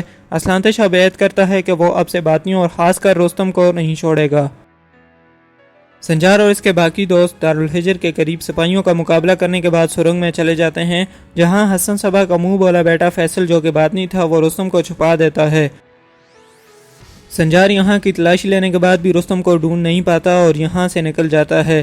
باہر ملک تپار اور اس کی فوج سنجار کا تعاقب کرتے ہیں، مگر راستے میں سنجار ملک تپار کو راستے میں ہی بند کر کے اس سے کہتا ہے کہ میں یہ معاملہ حل کرنے کے بعد خود سلطان ملک شاہ کے پاس آؤں گا۔ ابھی میں رستم کے پیچھے جا رہا ہوں اور اس کے پاس باطنیوں کی مقدس کتاب موجود ہے، میں وہ لینے جا رہا ہوں۔ دوستو باطنی فیصل حسن صبا کے حکم پر شرمزار شہر آتا ہے اور خود کو بڑا تاجر ظاہر کر کے آہستہ آہستہ شہر پر قبضہ جمانا شروع کر دیتا ہے۔ وہ حسن صبا سے ملاقات بھی کرتا رہتا ہے اور حسن صبا کے حکم پر ایک دن شہر میں بارود اور اسلحہ بھی داخل کروا کر شرمزار شہر میں موجود سلجوقی سلطنت کے اہم ٹھکانوں کو رستم، فیصل اور دیگر باطنی لوگ تباہ کر دیتے ہیں۔ سنجار اہم راستوں پر قافلوں کی تلاشی لے رہا ہوتا ہے اور فیصل کے قافلے کی تلاشی بھی لینا چاہتا ہے جس میں رستم چھپا بیٹھا ہوتا ہے، مگر یہاں ملک تپار آ کر سنجار اور اس کے دوستوں کو قیدی بنا کر محل لے جاتا ہے۔ مگر اس دوران ارسلانتش فیصل کے قافلے پر حملہ کر کے اور رستم کو قیدی بنا کر سنجار اور ملک تپار کے سامنے لے آتا ہے، مگر راستے میں رستم اپنا کام کر کے کتاب دریا میں پھینک چکا ہوتا ہے۔ سلطان ملک شاہ اور سلجوقی سلطنت پر تمام حملوں کا سیدھا سیدھا شک کوول قلعے کی طرف جا رہا ہوتا ہے، تو سلطان اپنی بڑی فوج سمیت بازنطینیوں سے لڑائی کر کے اہم کمانڈروں اور سپاہیوں کو قتل کر دیتے ہیں۔ آخر میں کمانڈر اینڈریاس کی گردن بھی سلطان ملک شاہ اپنی تلوار سے کاٹ دیتا ہے اور یہ سارے لوگ اب اللہ اکبر کا نعرہ بلند کرتے ہیں۔ لیکن ابھی ایک خطرہ ختم نہیں ہوتا کہ دوسرا شروع ہو جاتا ہے۔ قسطنطنیہ میں عیسائی شہنشاہ اپنے کمانڈروں سمیت سلجوقی سلطنت کو ختم کرنے کے منصوبے بنا رہا ہوتا ہے۔ شہنشاہ کومانوس یہاں کے ایک ظالم اور جنگجو کمانڈر مارکوس کو اس کے ساتھیوں سمیت سلجوقی سلطنت میں فساد مچانے بھیج دیتا ہے۔ مارکوس بھی سلجوقی سلطنت میں آ کر باطنی سربراہ حسن صبا سے ملاقات کر کے سلجوقی ریاست کو ختم کرنے کی بات کرتا ہے۔ اس طرح یہ لوگ مل کر یہاں کے سپاہیوں اور لوگوں کو مارنا شروع کر دیتے ہیں۔ کوول قلعہ میں کمانڈر اینڈریاس کے خاتمے کے بعد قسطنطنیہ سے شہنشاہ کا بھائی ازاکیوس گورنر بن کر آتا ہے۔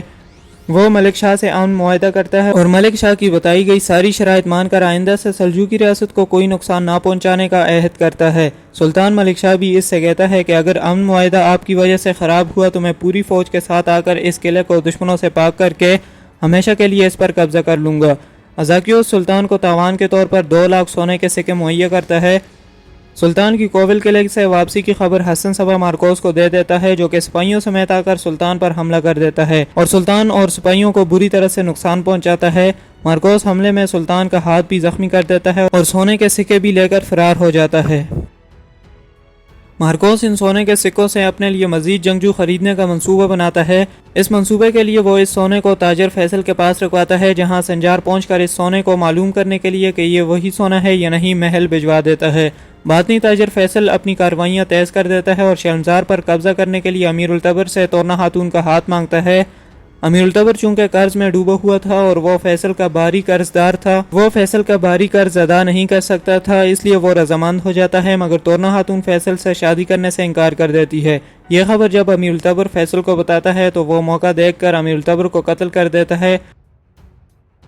عارضی طور پر تورنا خاتون شرمزار شہر کے معاملات دیکھنا شروع کر دیتی ہے۔ سلجوقی محل میں تارکن خاتون ہر روز سفریہ خاتون کو نشے والی دوا دے کر بے ہوش کرتی ہے اور سفریہ خاتون کا دماغ بھی اب صحیح سے کام نہیں کر رہا ہوتا، لیکن ایلچن خاتون پھر سے محل واپس آ کر ملک تپار کی بیوی گور خاتون کے ساتھ مل کر تارکن خاتون کے منصوبے ناکام بنا رہی ہوتی ہے۔ سفریہ خاتون کی حالت ایلچن خاتون کے آنے کے بعد اب بہتر ہو جاتی ہے اور وہ ایک دن کننگ قبیلے کا اچانک دورہ کرتی ہے، جہاں وہ ملک شاہ کی بیوی باشولو خاتون کو دیکھ لیتی ہے۔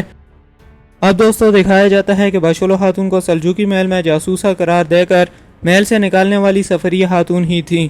سفریہ خاتون کو اپنا پرانا وقت یاد آتا ہے اور وہ باشولو خاتون سے اب معافی مانگتی ہے، مگر محل کے لوگ سفریہ خاتون کی باتوں کا یقین نہیں کرتے اور سفریہ خاتون کی حالت خراب قرار دے کر اس کی باتوں کو ٹال دیتے ہیں، مگر تارکن خاتون سفریہ خاتون کی باتوں کو دل پر لیتی ہے اور وزیر تاج الملک کو فوراً باشولو خاتون کی تحقیقات اور معلومات لینے کا حکم دیتی ہے۔ دوسری جانب سنجار دوبارہ باطنیوں کی مقدس کتاب کی تلاش میں نکل جاتا ہے۔ دور ایک دریا کے پاس کتاب کے ساتھ ساتھ سنجار باطنی سربراہ حسن صبا کو بھی پکڑ لیتا ہے، جو کہ کتاب ڈھونڈنے کے لیے ہی آیا تھا۔ حسن صبا سنجار سے کہتا ہے کہ میں بھی کتاب ڈھونڈنے کے لیے آیا تھا اور میں نے اس کے لیے بہت کوشش کی ہے اور میں سلطان کے علاوہ کسی کو کچھ نہیں بتاؤں گا۔ سنجار باطنی سربراہ کو لے جا رہا ہوتا ہے اور کتاب بھی سنجار کے پاس ہوتی ہے کہ راستے میں مارکوس حملہ کر کے حسن صبا کو سنجار سے چھڑا لیتا ہے، مگر وہ کتاب لینے میں ناکام ہو جاتا ہے۔ امام ابو حامد الغزالی اس کتاب کو دیکھ کر اور پڑھ کر بتاتے ہیں کہ یہ وہی مقدس باطنی کتاب ہے جس کے لیے ہم کوشش کر رہے تھے۔ حاجی نظام الملک کو پہلے دن سے ہی حسن صبا پر شک تھا، مگر ساتھ ہی ساتھ وہ حسن صبا کے کارناموں کی وجہ سے اور حسن صبا سے دوستی کی وجہ سے حسن صبا کے خلاف کچھ نہیں کر سکتے تھے۔ اس بار حاجی نظام الملک حسن صبا کے خلاف ایک چال چلتے ہیں جس میں حسن صبا پھنس جاتے ہیں اور حاجی نظام الملک کو معلوم ہو جاتا ہے کہ حسن صبا ہی باطنیوں کا نیا سردار یا سربراہ ہے، مگر حسن صبا بچتے بچاتے اور کتاب کو لے کر محل سے فرار ہو جاتا ہے۔ سلطان کو بھی اب بتایا جاتا ہے کہ حسن صبا ہی باطنیوں کا نیا سربراہ ہے۔ سلطان ملک شاہ اصفہان اور آس پاس کے تمام علاقوں میں سپاہی بھیج دیتا ہے تاکہ حسن صبا کو گرفتار کر لیا جائے اور حسن صبا یہاں سے باہر نہ نکلے، مگر حسن صبا اور اس کے کچھ باطنی اپنی خفیہ سرنگوں میں چلے جاتے ہیں، جہاں سنجار کے کہنے پر سلطان ملک شاہ کے سپاہی سارے سرنگوں میں پانی چھوڑ دیتے ہیں اور یوں ایک غار سے نکل کر حسن صبا اور اس کے کچھ باطنی آگے نکل جاتے ہیں، جہاں پر مارکوس حسن صبا کی مدد کرتا ہے اور سلطان ملک شاہ اور سنجار بھی حسن صبا کا پیچھا کرتے ہیں۔ سلطان اور سنجار سے اب مارکوس اس کے ساتھیوں اور باطنی سربراہ اور اس کے باطنیوں کی جنگ ہوتی ہے۔ جنگ میں بہت سارے باطنیوں اور عیسائی مارے جاتے ہیں، مگر حسن صبا بھاگتے بھاگتے ایک پہاڑی کے کنارے پر آ کر رک جاتا ہے۔ ملک شاہ اور سنجار بھی پیچھا کرتے ہوئے یہاں تک پہنچ جاتے ہیں اور انہیں آتا دیکھ کر حسن صبا گھوڑے سمیت پہاڑی سے چھلانگ لگا دیتا ہے۔ سنجار اور سلطان ملک شاہ کو لگتا ہے کہ حسن صبا کا خاتمہ ہو چکا ہے اور یہ لوگ واپس چلے جاتے ہیں، مگر حسن صبا کافی زخمی حالت میں برف پر پڑا مدد کے لیے پکار رہا ہوتا ہے، جس پر حسن صبا کے پاس ایک لڑکی جس کا نام لیویا ہوتا ہے اور وہ کرائے کے جنگجوؤں کی سربراہ بھی ہوتی ہے، وہ آ کر حسن صبا کو بچاتی ہے۔ حسن صبا کو محفوظ مقام پر لے جایا جاتا ہے اور ایک لڑائی کے دوران سلجوقی سپاہیوں سے لیویا فیصل اور مارکوس کی جان بھی بچاتی ہے۔ حسن صبا انتقام کی آگ میں ایک زہر تیار کرتا ہے اور مارکوس کو پہنچا کر اسے بتایا جاتا ہے کہ اس زہر کو سنجار کے خلاف استعمال کرنا ہے۔ یہ ایسا زہر ہوتا ہے جسے کسی پر بھی پھینک دیا جائے تو وہ دوبارہ اٹھنے کے قابل نہیں رہ سکتا۔ ایک لڑائی کے دوران باطنی فیصل زہر سلطان کے چہرے پر پھینک دیتا ہے، جس سے سلطان ملک شاہ بری طرح سے زخمی ہو کر گر جاتے ہیں۔ سلجوقی سپاہی سلطان تک باطنیوں کو آنے سے روکتے ہیں اور سلطان ملک شاہ کو علاج کے لیے بھیج دیا جاتا ہے، جہاں تورنا خاتون ایک مرتبہ پھر سے اپنی مہارت اور ہنرمندی سے کام کرتے ہوئے سلطان کا علاج کرتی ہے اور کچھ دنوں بعد سلطان ٹھیک ہو جاتے ہیں، مگر یہ بات سب سے خفیہ رکھی جاتی ہے کہ سلطان ٹھیک ہو چکے ہیں۔ سلطان کو راستے سے ہٹانے کے بعد اب باطنی لوگ اور حسن صبا سنجار کا جنگل میں راستہ روک لیتے ہیں اور بری طرح سے حملہ کر کے سنجار کے ساتھ موجود سارے سلجوقی سپاہی مار دیے جاتے ہیں اور حملے کے دوران سنجار کا قریبی دوست ایاز الب بھی شہید ہو جاتا ہے۔ ایاز الب کو شہید کرنے والا حسن صبا کا بیٹا فیصل ہوتا ہے اور سنجار اور اس کے باقی دوست اب اپنا دفاع شروع کر دیتے ہیں اور باغیوں کے آنے والے تیروں سے خود کو بچاتے ہیں، مگر سنجار حملے کے دوران فیصل کو زخمی کر کے پھر یہاں سے چلا جاتا ہے۔ کچھ دن بعد سلطان کی معلومات اور خبریں کہ وہ زندہ ہیں یا نہیں جب حسن صبا تک پہنچتی ہیں تو حسن صبا اپنے باغیوں سے کہہ کر سلجوقی محل میں بغاوت کروا دیتا ہے۔ تمام سپاہیوں سے کہا جاتا ہے کہ سلطان مر چکے ہیں، اس لیے ریاست کو سنبھالنے کے لیے اب سپاہیوں کے سربراہ کا انتخاب کیا جائے، جو کہ خود بھی حسن صبا کا چیلا یعنی باطنی ہوتا ہے۔ دوسری طرف عیسائیوں کا ایک رہنما بھی اصفہان آتا ہے جس کا نام البرٹ ہوتا ہے اور وہ اپنے تمام ساتھیوں سمیت سلطنت کو نقصان پہنچانے کی غرض سے آ رہا ہوتا ہے، لیکن سنجار کی دور اندیشی کی وجہ سے عیسائی البرٹ کی باطنیوں سے ملاقات ناکام بنا دی جاتی ہے اور سنجار نظام الملک اور سلجوقی ان عیسائیوں پر حملہ کر کے ان کے لیڈر یعنی البرٹ کو پکڑ لیتے ہیں، جبکہ باقی عیسائی مار دیے جاتے ہیں۔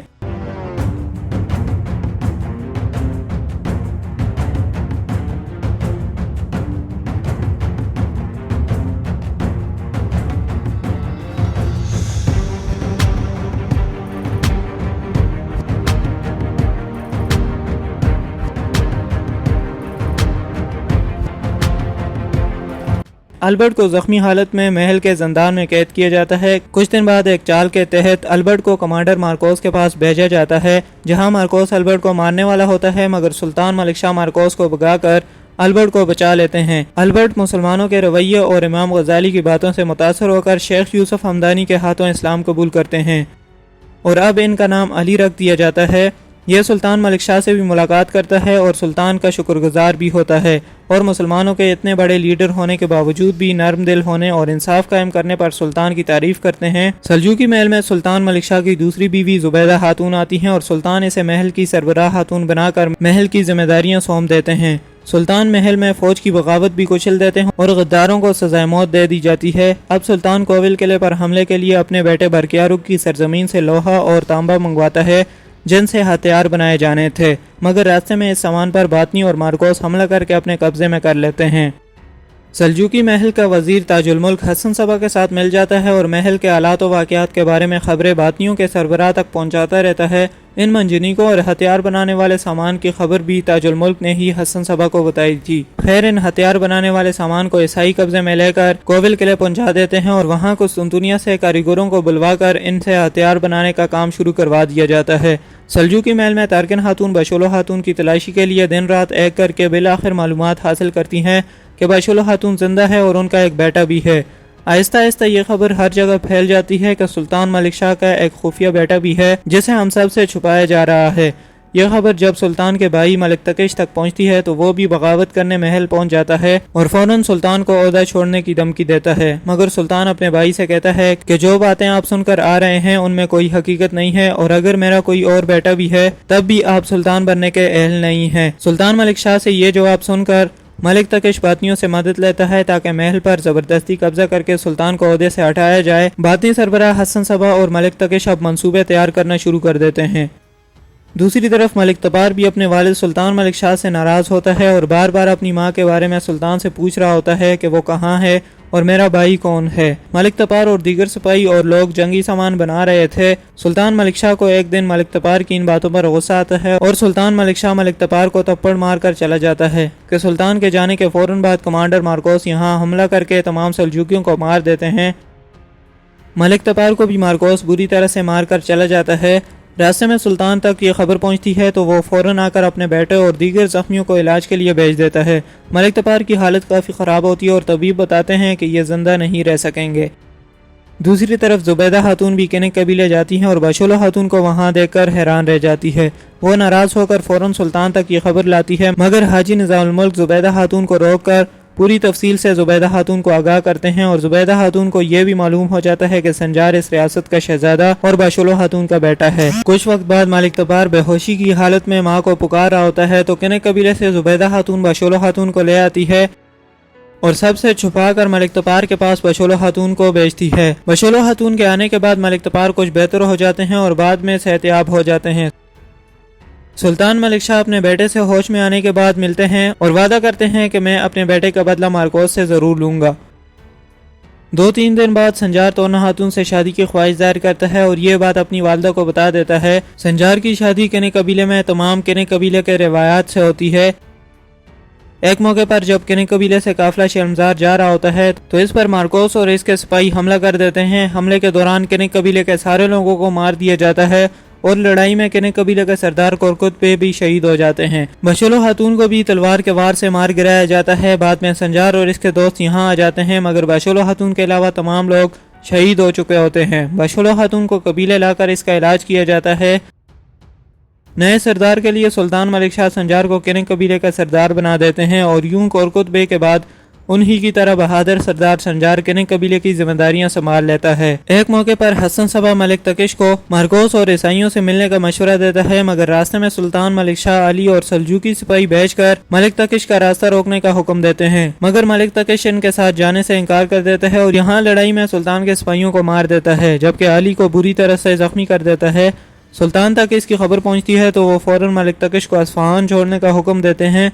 इसके बाद मलिक तकिश आसपास के दीगर सरदारों से मिलकर उन्हें अपने साथ मिलाने की कोशिश करता है ताकि सुल्तान के तख्त पर कब्जा कर सके, मगर सरदार मलिक तकिश की बात मानने से इनकार कर देते हैं और सुल्तान मलिक शाह से गद्दारी को पसंद नहीं करते। कोविल किले से हथियार बनाने वाले सामान को दूसरी जगह मुंतकिल किया जाता है, क्योंकि कोविल किले के गवर्नर रजाकियोस ने सुल्तान से अमन मुआहदा किया था, मगर सुल्तान मलिक तपार और संजार को बेचकर ये सामान और मंजनीके फिर से अपने कब्जे में लेकर ईसाई फौज को मार देते हैं। ये सामान जब दोबारा सल्जूकियों के हाथ लगता है तो सुल्तान फौरन जंगी हथियार और जंगी सामान बनाने का हुक्म देते हैं ताकि कोविल किले पर जल्द हमला किया जाए। सुल्तान मलिक शाह के हुक्म पर संजार तमाम सरदारान को एक जगह जमा होने के लिए पैगाम भिजवाता है और अगले दिन तमाम सरदारान वहां पहुंचकर सरदार संजार का इंतजार करते हैं। किने कबीले का सरदार संजार का रास्ता बातनी रोक लेते हैं और इधर तमाम सरदारान को मार्कोस और इसके वहशी सिपाही मार देते हैं। संजार बातनियों से जान छुड़ाता है तो किने कबीले से संजार की वालदा बशोलो खातून का हसन सबा को भी इल्म हो जाता है कि ये संजार की माँ है और ये वही बशोलो खातून है जो कि जिंदा है। वो खुफिया पैगाम भेजकर बशोलो खातून को कबीले से बाहर ले आता है और जहाँ से बातनी लोग उसे कैदी बनाकर ले जाते हैं। संजार अब दोस्तों के साथ अपनी माँ को तलाश करने निकल पड़ता है।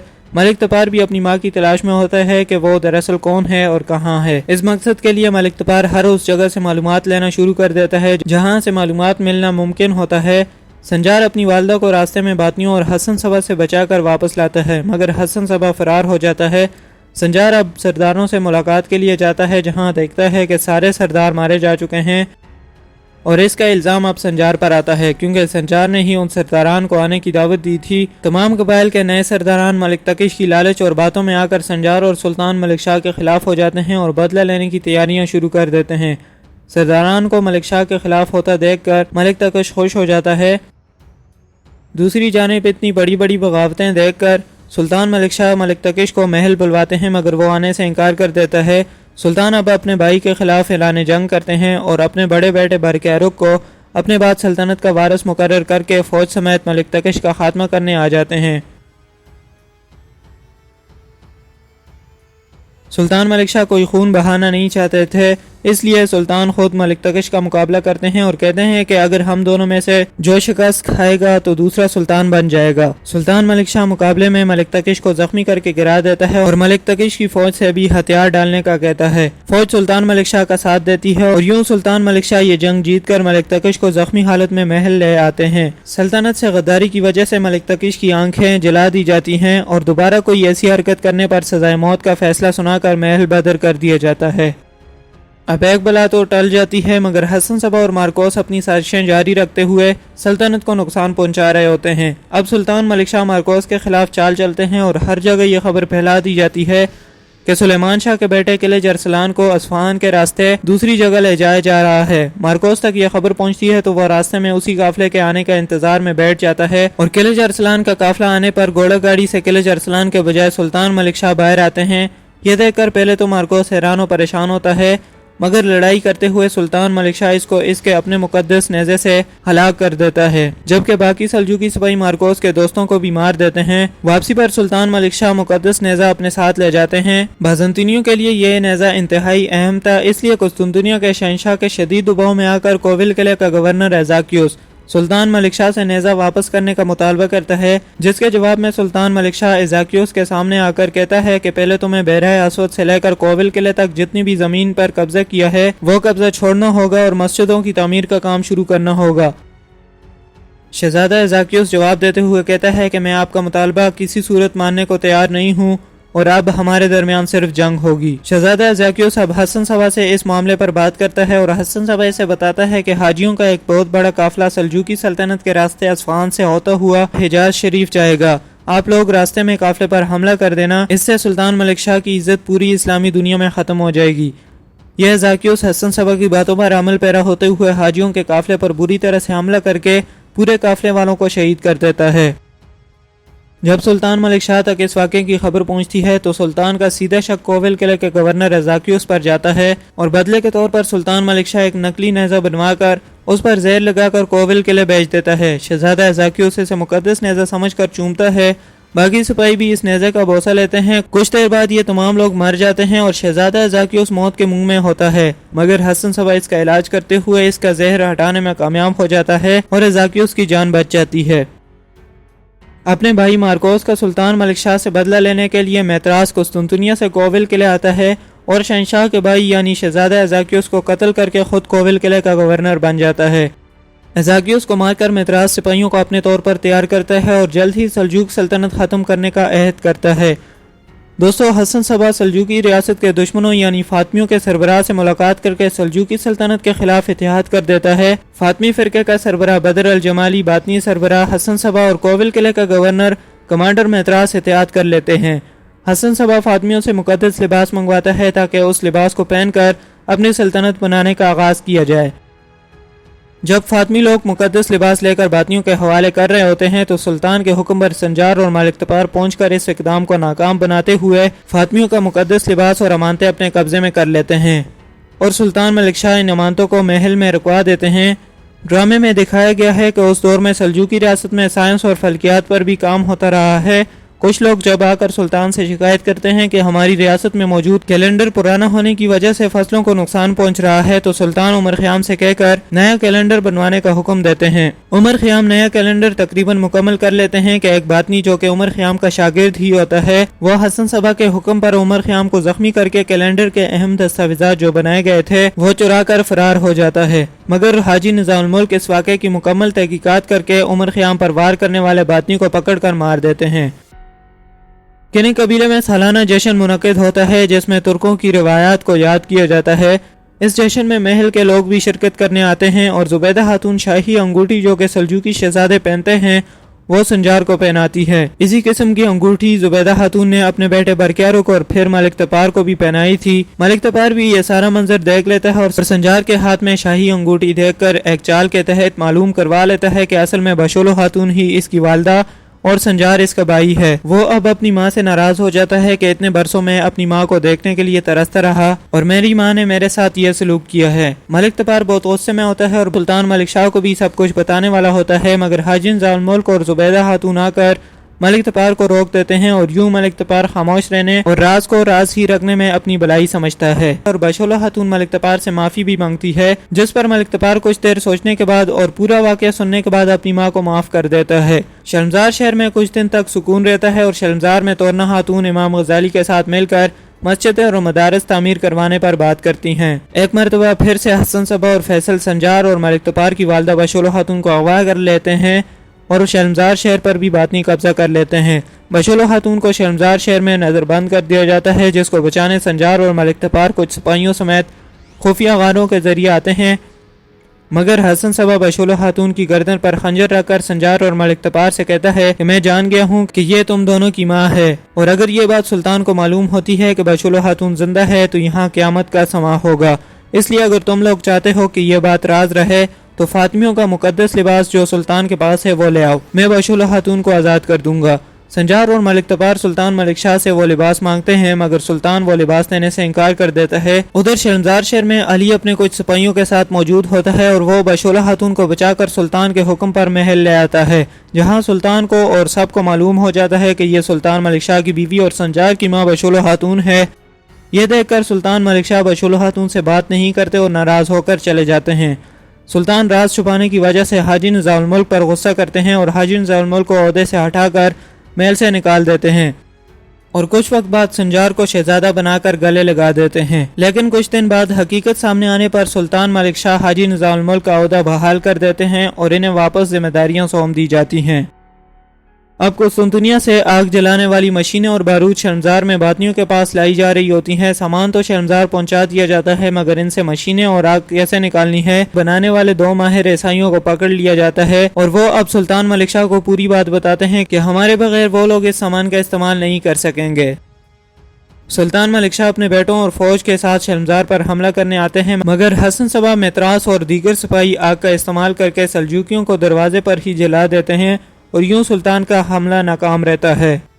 ملک تکش اور اس کا بیٹا پریشان ہوتے ہیں مگر حسن صبا ایک ایسی دوا لا کر ملک تکش کا علاج کرتا ہے جس سے وہ دیکھنے کے قابل ہو سکے اور ملک تکش کی نظر واپس آ جاتی ہے۔ اب ملک تکش حسن صبا سے دوبارہ اتحاد کر کے اس کے ساتھ مل کر جھوٹی خبر پھیلاتا ہے کہ میں نے شرمزار کو باطنیوں سے آزاد کروا دیا ہے۔ سلطان خود آ کر دیکھتا ہے اور اپنے بھائی ملک تکش کو کامیابی حاصل کرنے پر شرمزار شہر کا امیر بنا دیا جاتا ہے۔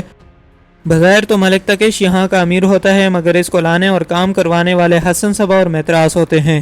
سلجوکی محل میں توران شاہ جو کہ سلطان ملک شاہ کا چچا زاد بھائی تھا، وہ اپنے علاقے سے آ کر سلطان سے وہی بات کرتا ہے کہ آپ نے سلطنت پر ناجائز قبضہ کیا ہے اور آپ کا ایک خفیہ بیٹا بھی ہے، مگر سلطان اس سے کہتا ہے کہ اب یہ بات سب کو معلوم ہے کہ سنجار میرا بیٹا ہے اور میں نے کوئی ناجائز قبضہ نہیں کیا۔ یہ سلطنت میرے والد الپرسلان کی امانت ہے جس کی حفاظت میری ذمہ داری تھی۔ اب توران شاہ سلطان کے خلاف ملک تکش سے احتیاط کرنے جاتا ہے مگر اسے وہاں معلوم ہوتا ہے کہ ملک تکش نے سلطان کے دشمنوں سے احتیاط کر لیا ہے۔ وہ اب ملک تکش اور حسن صبا کو قید کر دیتا ہے جس کے بعد خود جا کر اپنے سپاہیوں سمیت سلجوکی محل پر قبضہ کی تیاریوں میں لگ جاتا ہے۔ سلطان ملک شاہ اعلان کرتا ہے کہ کل وہ کوول قلعہ پر قبضہ کرنے جا رہا ہے۔ یہ خبر سن کر اور سلطان کے جاتے ہی توران شاہ محل میں گھس جاتا ہے مگر یہ دراصل سلطان کا منصوبہ تھا اور وہ واپس آ کر توران شاہ کو رنگے ہاتھوں پکڑ کر گرفتار کر لیتا ہے۔ توران شاہ بتاتا ہے کہ میں غدار نہیں ہوں، میں صرف سلطنت کو بچانے کے لیے یہ سب کر رہا تھا۔ میں نے آپ کے بڑے دشمنوں حسن صبا اور ملک تکش کو قید کیا ہے، آپ وہاں جا کر بھی دیکھ سکتے ہیں۔ سنجار اور ملک تپار اس جگہ جاتے ہیں مگر حسن صبا اور ملک تکش وہاں سے فرار ہو چکے ہوتے ہیں۔ ملک تپار ایک راستے سے جبکہ سنجار دوسرے راستے کا استعمال کرتے ہوئے ان دونوں کو ڈھونڈنے نکل جاتے ہیں۔ ملک تپار کے راستے میں متراس آتا ہے اور متراس ہی ملک تکش اور حسن صبا کو بچا کر لے جا رہا ہوتا ہے۔ یہاں کافی لڑائی کے بعد متراس سنجار کے قریبی دوست ہیدوکتو کو شہید کر دیتا ہے اور باقی سلجوکی سپاہی بھی مارے جاتے ہیں۔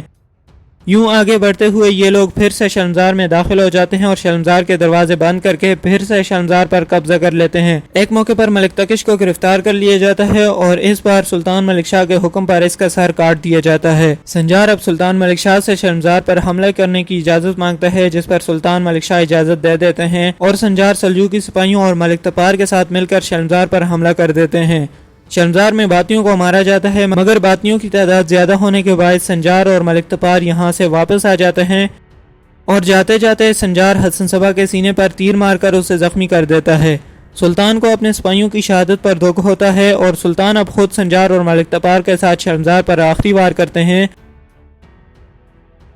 یہاں باطنیوں اور متراس کے ساتھیوں کو قتل کر کے شرمزار واپس لے لیا جاتا ہے۔ اس لڑائی کے دوران فیصل مارا جاتا ہے جبکہ حسن صبا ایک مرتبہ پھر سے بھاگنے میں کامیاب ہو جاتا ہے۔ یہاں سلجوکی سپاہی بھی کافی تعداد میں شہید ہوتے ہیں۔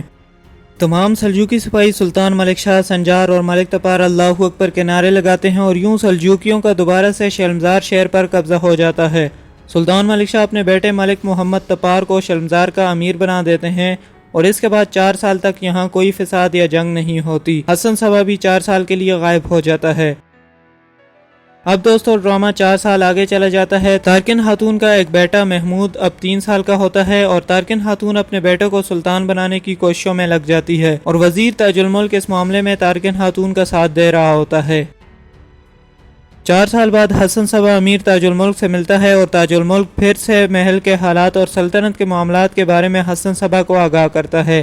سلطان آگ کے گولے بنانے والی منجنیق اصفہان منگواتا ہے اور علی اس سامان کی حفاظت کر رہا ہوتا ہے۔ یہ خبر حسن صبا متراس کو کر دیتا ہے اور خود بھی عیسائیوں کے ساتھ آ کر اس قافلے پر حملہ کر دیتا ہے اور سلجوکی سپاہی مار کر علی کو زخمی کر کے اپنے ساتھ لے جاتا ہے۔